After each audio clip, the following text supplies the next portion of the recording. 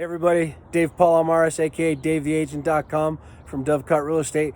And today we got a special guest, Harry Black from InspectUp.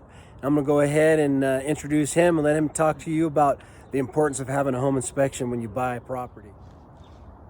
Hey, good morning everybody. This is Harry with InspectUp Home Inspections. I'm here with Dave Palamares. He's riding along with me. We're doing an inspection nice and early this morning, about 7 o'clock. We're getting on the road and going to be taking you through the home inspection. We do free radon tests with every home inspection.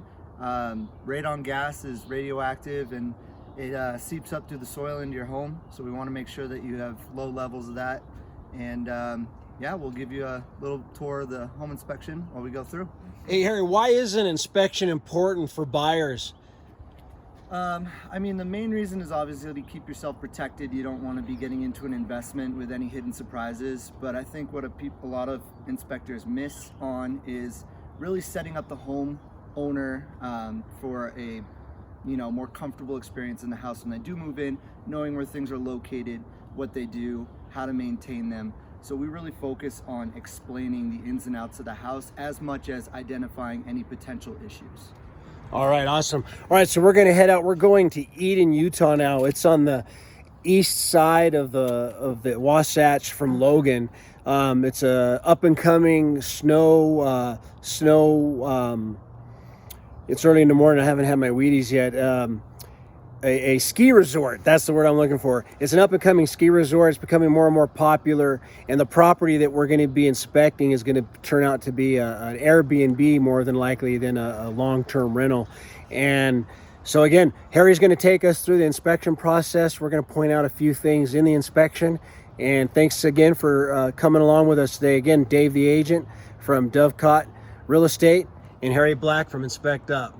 So we'll be back shortly. All right, Harry. So we were talking about the GCFI circuits and the importance of them. Go ahead and explain that to the audience. So GFCI, it stands for Ground Fault Circuit Interrupter. So basically these outlets are safety devices that will detect any small difference in the current going to the outlet and coming back. Any disturbances in that will trigger the outlet to trip. And anywhere we have outlets near water sources, like in kitchens, bathrooms, exterior, we want to make sure that they are GFCI protected.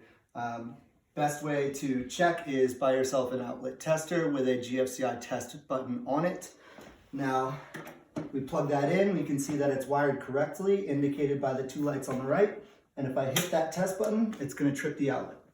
Now, you'll keep an ear out for where you hear the pop, but the outlet over here tripped. And that is because it is the first outlet on the circuit. It is a GFCI protected outlet with test and reset buttons right there. And that is protecting all the outlets on that same circuit. These are really great because they will prevent any type of shock hazard.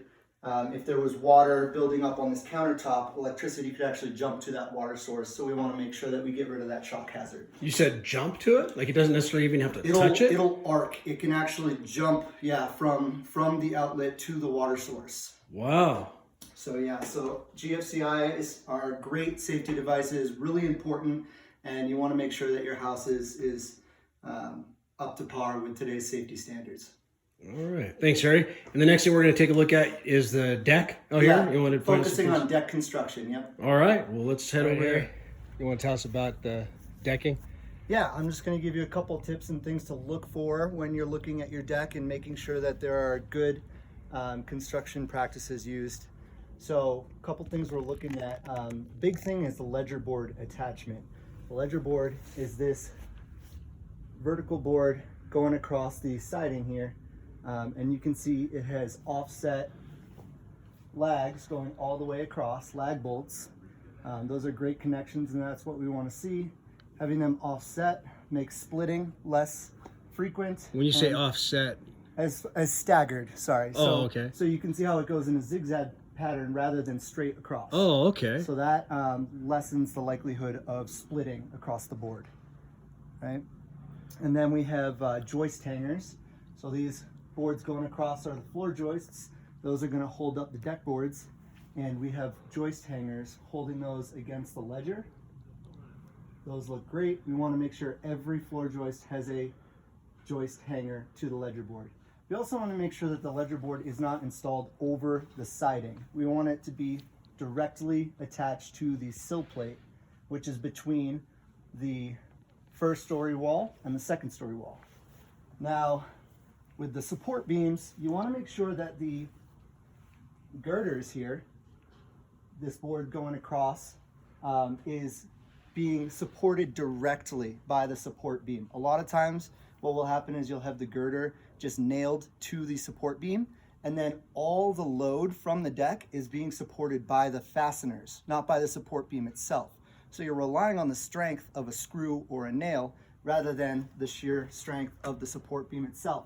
So you'll notice we have notched support beams where the girder is directly sitting on. So that is good construction practice there. And then just regular maintenance, you're going to get some moss and algae buildup on the bottom of your boards. That's normal. You can get some solution cleaner and just spray it down, and you should be able to keep moss and algae from building up on the bottom of the boards. Moss and algae retain moisture, and that can lead to more rapid deterioration of the framing boards. And then you just want to keep an eye on the paint and finish, as those are going to also keep the framing boards strong and healthy. So those are things to look for and ways you can maintain the strength of your exterior decks. All right, well, thanks for that explanation. And then also with your inspections, I noticed before when we've had you guys out, you were able to email us like right hours after the inspection, the entire inspection report. So actually, we just finished our walkthrough of the inspection and have already uploaded the report and attached it. I do my inspection reports during the inspection as I'm going through. I take tons of pictures for the report, and as soon as we finish the walkthrough, I give a once over and make sure I didn't put typos in there, and then I send it out. So you get the inspection report just minutes after we finish the walkthrough. Okay, and Harry, what's the best website and phone number for folks, and an email address for folks to go ahead and check out InspectUp and get a hold of you guys? Yeah, so check us out at InspectUp.com. That's www.inspectup.com. You can email us at email@inspectup.com, and you can reach us at 801-900-3579. All right. Well, hey, everybody, thanks for joining us on this inspection today. And again, this is Dave Palomares, aka DaveTheAgent.com with Dovecot Real Estate. We'll see you next time.